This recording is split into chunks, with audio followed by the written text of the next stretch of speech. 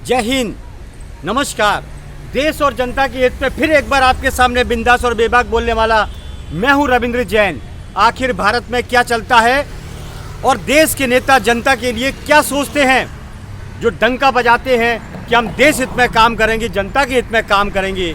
आखिर ये कितना सच बोलते हैं और कितना झूठ बोलते हैं, इस बात का खुलासा होगा। मेरे देशवासियों, 130 करोड़ की जनता से आह्वान करना चाहता हूँ, आप सुनिए ध्यान से मेरी बात को, कि आप जो वोट देते हैं, आपकी वोट का ये दुरुपयोग करते हैं। आपसे वोट लेने के बाद आपके कपड़े खोलने का काम करते हैं।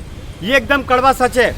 आप पढ़े लिखे हैं या अनपढ़ हैं या अंगूठा छाप हैं या जो भी है, उनका मकसद एक ही रहता है कि आपको कैसे नंगा किया जाए, टैक्स के माध्यम से या वसूली के माध्यम से।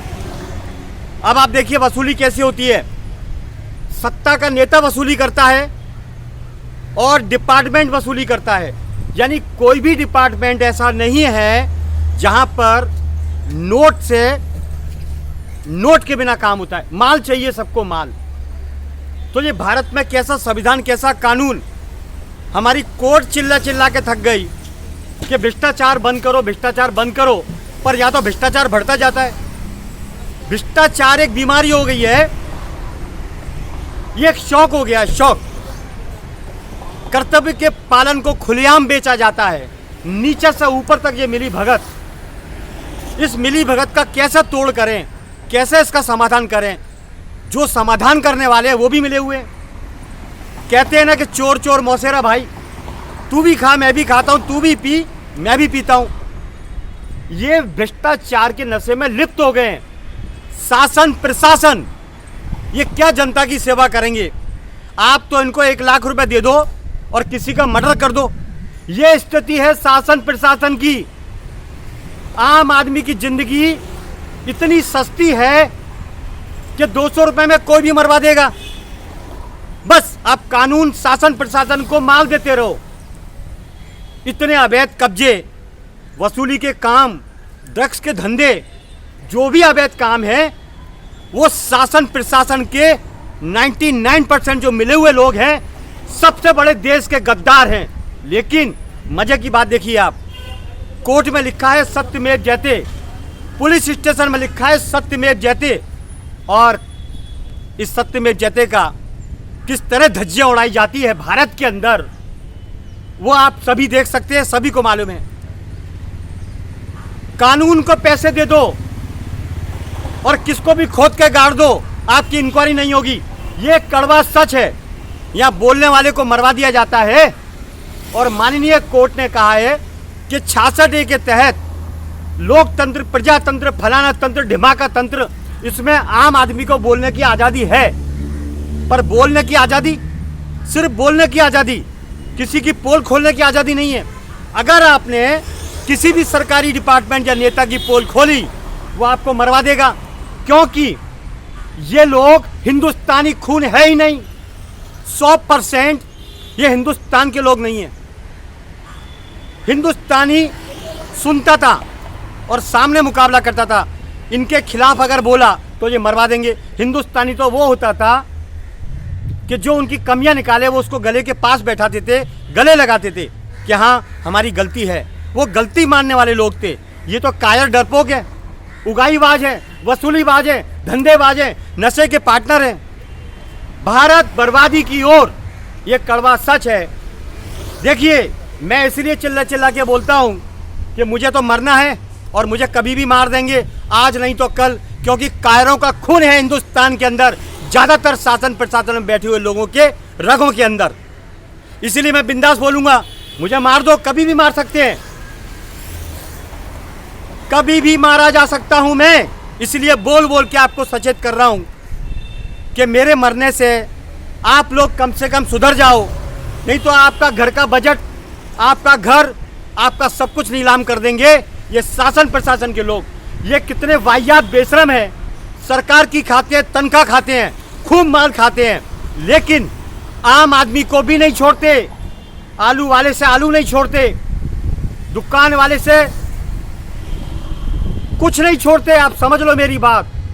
कानून गैर कानूनी काम और कानूनी काम हर चीज का पैसा खाता है। ऐसी स्थिति हमारे भारत की हो चुकी है। जांच तो पढ़े लिखे लोगों की होती है, जो गरीब होते हैं उनकी होती है। भ्रष्टाचारियों की कभी जांच नहीं होगी।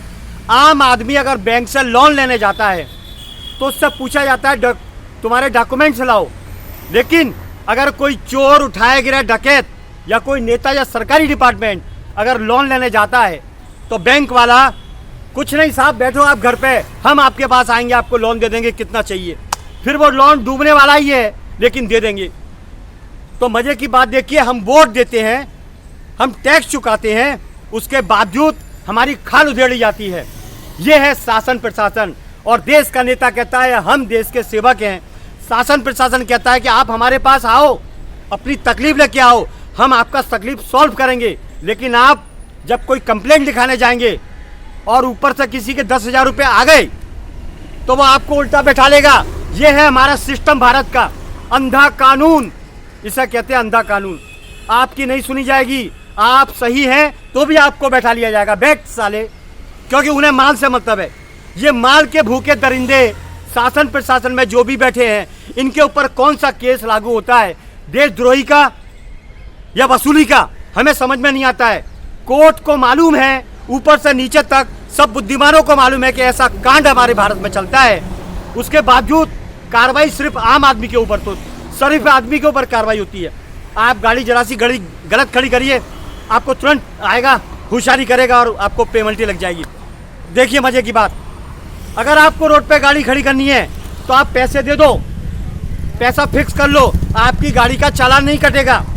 ये वसूलीबाज, धंधेबाज, दगाबाज दलाल है हमारे देश के। ये हमारे देश की दीमक है। हमारे देश को अगर बर्बाद किया है तो जनता ने नहीं, शासन प्रशासन ने। बस मैं इन्हीं उम्मीदों के साथ फिर आऊँगा आपके सामने और ये कहना चाहता हूँ, हमारे देश को जमीनी नेता की सख्त ज़रूरत है। या तो दलाल बैठे हुए हैं 99%, तो ऐसे दलालों को न चुनिए, आप अच्छे नेताओं को चुनिए। पर सवाल ये होता है कि अच्छे नेताओं का डेफिनेशन क्या? सत्ता पर आने के बाद सब एक ही रंग में रंग जाते हैं कि तू भी खा और मैं भी खाता हूँ।